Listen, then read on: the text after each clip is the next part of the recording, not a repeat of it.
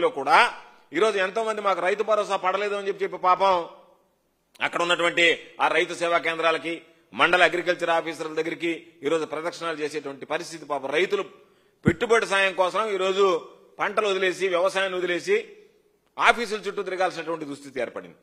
అదేవిధంగా రేట్లు చూసాం.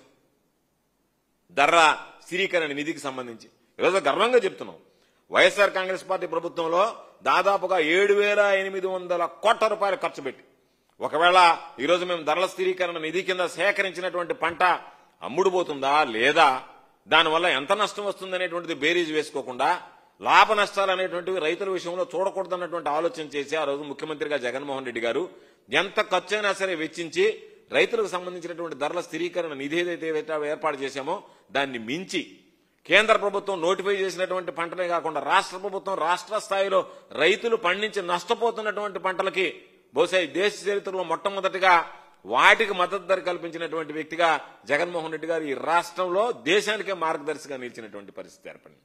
7,800 కోట్ల రూపాయలు ఖర్చు చేసి ఆ రోజు రైతులను ఆదుకుంటే ఈరోజు ఆ ధరల స్థిరీకరణ నిధిని పూర్తిగా ఎత్తేసారు.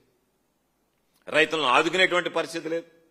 ఒక పక్క పాకం మిర్చి రైతులు, ప్రత్తి రైతులు, పొగాకు రైతులు ఈరోజు మొత్తం నేను మార్కెట్ ద్వారా కొనుగోలు చేస్తానని చెప్పి దానికి మళ్ళీ మితులు పరిమితులు, క్వాలిటీ ఉంటే కొంటాం, లేకపోతే ఈ క్వాలిటీ తీసుకువెళ్ళమని మీకు క్వాలిటీ లేదని చెప్పడం, రిజెక్ట్ చేసి పంపించేసేయడం. మళ్ళీ నువ్వేమో ఇక్కడ కూర్చోవడం, మేము మొత్తం మార్కెట్ ద్వారా రైతులు పొగాకు రైతులను ఆదుకుంటున్నాం అని చెప్పి మాట్లాడడం. ఏ ఒక్క రైతు అయినా సరే ఉద్యానవన పంటలకు సంబంధించి వ్యవసాయ పంటలకు సంబంధించి ఒక్క రైతుని మీరు ఈరోజు గిట్టుబాటు ధర కల్పించి ఆదుకున్నటువంటి పరిస్థితులు ఉన్నాయా ఒక్కసారి ఆలోచన చేయండి. లేవే. ఎందుకంటే చంద్రబాబు నాయుడుకి ఏ రోజు రైతుల మీద శ్రద్ధ లేదు, వ్యవసాయం మీద ఆసక్తి లేదు.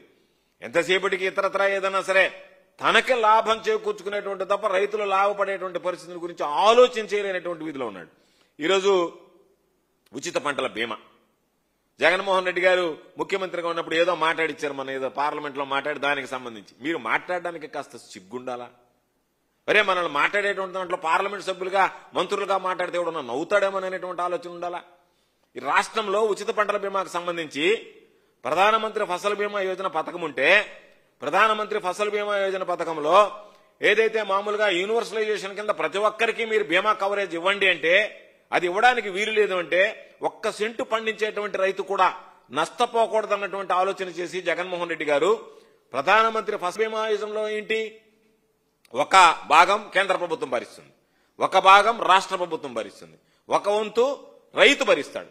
కాబట్టి రైతుది నేను భరిస్తా, రాష్ట్ర ప్రభుత్వాన్ని నేను భరిస్తా, కానీ కేంద్ర ప్రభుత్వం యూనివర్సలైజేషన్ పాలసీ కింద అందరికీ ఇవ్వండి అంటే ఆ రోజు కేంద్ర ప్రభుత్వం మేము ఇవ్వలేదన్న, నా వల్ల కుదరదని చెప్పింది. అటువంటి పరిస్థితుల్లో రైతులకు నష్టం జరిగేటువంటి ఈ బీమా పాలసీలో మేము ఉండడం మంచిది కాదని బయటకు వచ్చి 3 సంవత్సరాల కాలంలో జగన్మోహన్ రెడ్డి గారు రాష్ట్ర ఖజానా నుంచి ఈరోజు రైతులకు సంబంధించినటువంటి దాదాపుగా 7,802 కోట్ల రూపాయల రైతులకు అందించడం జరిగింది ఉచిత బీమా. అంటే రాష్ట్ర ప్రభుత్వం వాటా, కేంద్ర ప్రభుత్వం వాటా, రైతు వాటా పూర్తిగా 100% భరించాడు.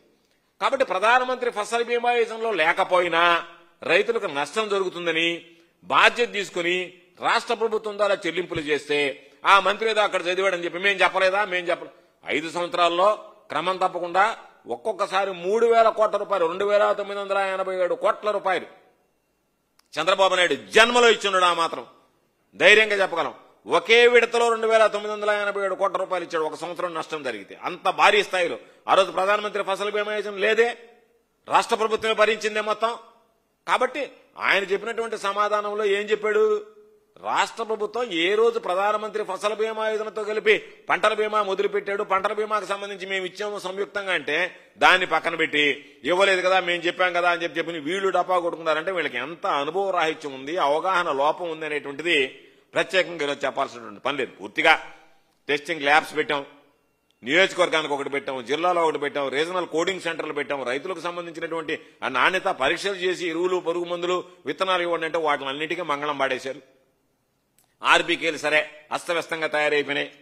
ఈరోజు వాటికి సంబంధించినటువంటి దాంట్లో మా హయాంలో ఇచ్చినట్టుగా ఎక్కడ పురుగు మందులు కానీ లేకపోతే ఎరువులకు సంబంధించి కానీ దానికి సంబంధించి లేకుండా ఈరోజు రైతులను దోచుకునేటువంటి పరిస్థితి ఏర్పడింది. ఈరోజు రాష్ట్ర వ్యాప్తంగా 250 పైచిలకు ఈరోజు ఈ ప్రభుత్వం వచ్చిన తర్వాత ఆత్మహత్యలు చేసుకున్నారంటే దానికి కారణం మీరు రైతుల పట్ల తీసుకున్నటువంటి వ్యతిరేక నిర్ణయాలు.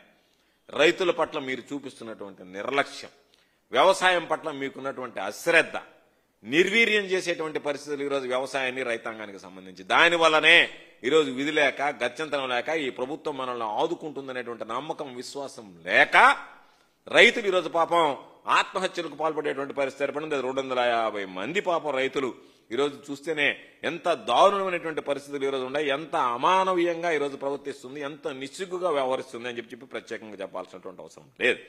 కాబట్టి ఈరోజు ఒక్కసారి చూస్తే వ్యవసాయ రంగానికి సంబంధించి ఈరోజు పూర్తిగా మూసేసినటువంటి పరిస్థితుల్లో మరలా చెప్తున్నాం, జగన్మోహన్ రెడ్డి గారి ప్రభుత్వంలో, వైఎస్ఆర్ కాంగ్రెస్ పార్టీ ప్రభుత్వంలో రైతులకు సంబంధించి ఒక సువర్ణ అధ్యాయం. 1,84,557 కోట్ల రూపాయలు వివిధ రకాలకు సంబంధించి, వివిధ సేవలకు సంబంధించి, వివిధ రంగాలకు సంబంధించి ఆ రోజు వాళ్ళకు అవసరమైనటువంటి అన్ని విధాల ప్రతి దాంట్లో ఆదుకునే దానికోసంగా 1,84,557 కోట్ల రూపాయలు ఆ రోజు జగన్మోహన్ రెడ్డి గారి ప్రభుత్వంలో ఖర్చు చేసి రైతులకు అండగా నిలవడం జరిగింది. ఈరోజు చూస్తే దాన్ని సమీక్షించేవాడు లేడు, మాట్లాడేటువంటి వాడు లేడు, పట్టించుకునేటువంటి నాదుడు లేడు. ఈరోజు మీ పరిస్థితి ఏంటి అంటే పాపం ఈరోజు నేను అడుగుతున్నా మిమ్మల్ని, మీ మంత్రి మీద, మీ మంత్రి పేషి మీద జిఎం ఆగ్రోస్ రాసినటువంటి లేఖ సమాధానం చెప్పండి. దీనికి విచారణ చేయించారా? ఒక అధికారి, మీరు నన్ను ఒక అధికారిని, మీరు అంటే అధికారులను ఏ విధంగా మీరు ట్రీట్ చేస్తున్నారు? ఒక అధికారిని మధ్యవర్తి తోహించమంటారా లంచాలకి? ఎప్పుడన్నా విన్నామా? చూడటం కాదు, అసలు విన్నామా ఇటువంటి కథ?